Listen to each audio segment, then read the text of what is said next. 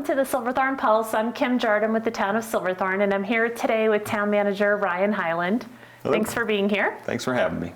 And we are here to recap and provide you with a recap of the November 9th, 2022 council meeting. So Ryan, let's start with the work session, which occurs immediately prior to council meetings on Wednesday evenings. The first topic of discussion was the implementation of the comprehensive plan with regards to the short-term rentals. Can you tell us a little bit about that discussion? And I know, over several weeks now, we've been having public input, open houses, surveys, all regarding the potential regulation of short-term rentals in the town of Silverthorne. Yeah, it's been an ongoing conversation with the council. And as you referenced, we did have a community survey that was out there. I think we had 1,400 responses. So council had been wading through that.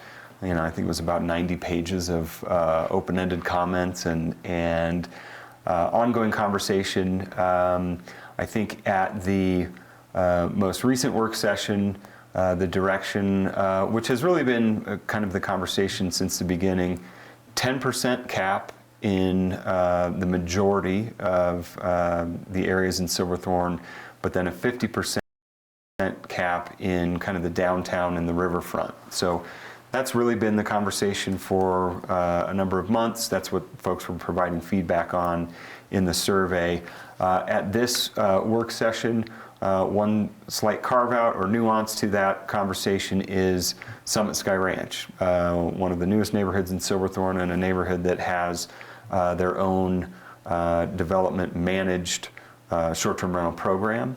And so the council's direction there was to, because that neighborhood is very different in the way that it's managed, make that a 50% zone as well. So you would have a 50% zone kind of on the north end of town with Summit Sky, that riverfront and the downtown, and then everything else 10%.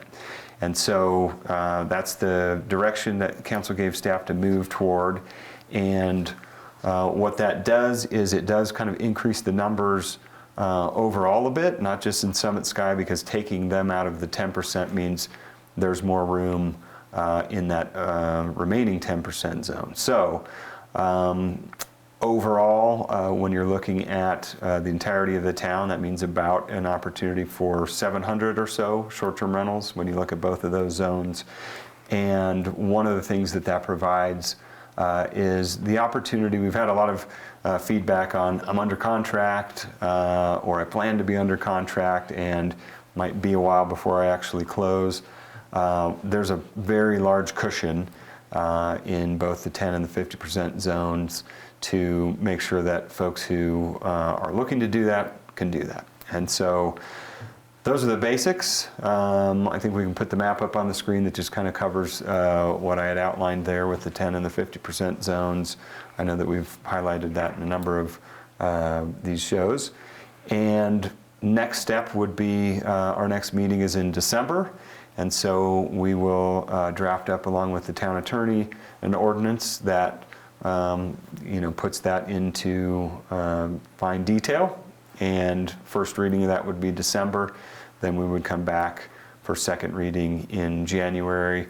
And obviously, the agenda packets online if folks are interested in seeing what that language looks like, and opportunity to comment at the council meeting if they would like to do so. Both at first and second reading. But that's the short version of where we are with short-term rentals. Thank you for the update, and thanks to our community too for all of your input for our council to review. Yeah, I know that, thanks for saying that, because I know that council at the work session was very impressed, not just with the number of folks that responded, but the time and the thought that they put into their comments. There were, a lot of very well thought out and well composed bits of feedback, which you don't always see. I mean, people. It was very clear that people really took the time to provide their thoughts in detail, and council really appreciated that. Great. So the next item was the 2023 nonprofit grant recommendations. And the way that process works is that nonprofits were applying back in the summer for 2023 grants from the town of Silverthorne. And in October, the Nonprofit Grants Committee met and made recommendations to the council as a whole. And those nonprofit grant committee members are council members, but not our entire council. Right. So the recommendations went before council last week, and last night they discussed those recommendations and what was the determination. As usual, the entirety of the council very much appreciates that subset of council members that go through that work. It is a lot of work. You know that because you manage that process. You could probably remind me just ballpark how many applications, and I mean it's a big bit of work. Sure. There's I would say 50 to 75 organizations looking for either cash or in-kind grants. Yeah, and so the council members go through that process, and like I said, as is usually the case, the full council says thank you very much for doing that, and there were no changes to what was being recommended, and so now it kind of goes back into your hands, and by the end of the year, we're notifying all of the nonprofits of the outcomes there. Yes, so nonprofits can expect to hear from us by no later than the first of the year. All right. So that's great. Yes, always fun to be able to help those organizations in our community. So the third and final item for work session was a joint meeting with the Board of County Commissioners last night. And what were they interested in discussing with Silverthorne staff? Yeah, great and council? opportunity for the council to have dinner with our commissioners, and a lot of different conversation, but obviously high on the county commissioners' priority list is housing. As is the case with our town council as well. So just conversations about what's going on with workforce housing countywide, but then also some conversation about different opportunities that might be coming in Silverthorne and how the county and the town could potentially partner. Some great conversations going on with the school district right now about workforce housing, and also the town working on the Smith Ranch rental development. And so a lot of conversation about housing. There was conversation about sustainability, recycling. Pay as you throw is obviously a big conversation in the community, and so there was some discussion there. And just general updates on things that are going on in the county, and good opportunity to just connect with our commissioners. So Great. So then we jump into the council meeting, which began at 6 p.m. And on the consent calendar, there was an item which was a resolution supporting the grant application for the Art Spot project. And so we've got obviously an application in for some funding to help support that project. Yeah, this was kind of one of those formalities of just demonstrating our interest that goes along with that grant application. So fingers crossed, we'll see if we can get some additional funding for the Art Spot. Regardless, that project is moving forward. New mural on the outside of the building. I believe in the next couple of weeks there's a mural that's going to be installed on the inside of the building, and then additionally just all of the work that needs to happen in that building to get us to an opening sometime early next year. And I know that the art board and our staff have been doing interviews of folks that would like to be tenants in some of those kind of art studios that are in there. So a lot of work that's going on, pushing forward to being open next year. I know people are really excited about getting access to that space. So Yes. Work continues, and again, fingers crossed on some grant funding to help us do even more things there, but next year that will be a new public space for our community. It's my understanding there were quite a few applicants for the studio spaces. Yes, So there's a process ahead. Yeah, of, over 20, I think, Yes. for maybe 4 spaces that are in there that would be kind of tenant spaces. So yeah, a lot of interest, and pretty exciting. That's great. So the next portion of the meeting was the public hearing portion of the meeting, and budget was on everyone's minds for that meeting. So what can you tell us about what went on during the budget? Yeah, a number of items related to the budget on the agenda. I know that in the last show, our finance director, Laura Kennedy, was here and kind of went through in some detail items from the budget. And so this was second reading, and so just kind of the final formal approval of the budget.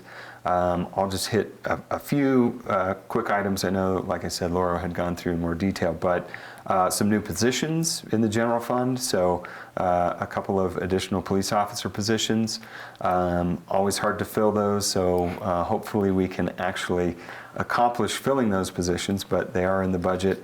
An additional parks operator, as we see more use and additions to our parklands, making sure that we can maintain those, and sustainability manager we will be recruiting for to help us kind of navigate through all of the components of sustainability that we work on. So a couple highlights there when we're talking about the built environment. Obviously, we will be contributing $1 million to the child care center that's being built in the partnership with the Summit County. They've got the bulk of the lift there, but we will be doing $1 million, so $500,000 gets paid in '23, and then again $500,000 in 2024. Trent Park expansion, pretty exciting expansion for that park, which we ultimately will connect via roadway to the Smith Ranch neighborhood, so that that can help serve the park needs of that community. A couple $1 million. So if you're familiar with Trent Park, you head into the neighborhood. On the right-hand side is the current park, and then you've got the overflow parking on the left. On the left is what will become formal parkland. So, a field there, some athletic courts, pump track, asphalt pump track. It's pretty exciting. So it's a highlight in the budget. Blue River Trail, Segment 6, continuing to work toward the planning, design, and construction of that. There's just one segment left after you go over Tammy's Bridge, where you end up kind of out into that neighborhood. Connecting that final piece is something that's in the budget. So a couple of highlights. We could spend a lot of time going through a lot of exciting stuff in there, but I would just encourage folks, if they're interested, go to the website, check it out, or if they look at the meeting packet from November 9th, a nice summary, which is what I was using as a cheat sheet here. So Great. A lot of work goes into the budget. Thanks to the council for all of their work since this summer when we had the council retreat leading up to last night. Thanks to Laura and all town staff, an incredible amount of work goes into putting that two-year budget together. Absolutely. So I think that wraps us up for this council meeting. Our next council meeting will be December 14th, the last one of the year, and we will see you then. Thanks for joining us. Thanks.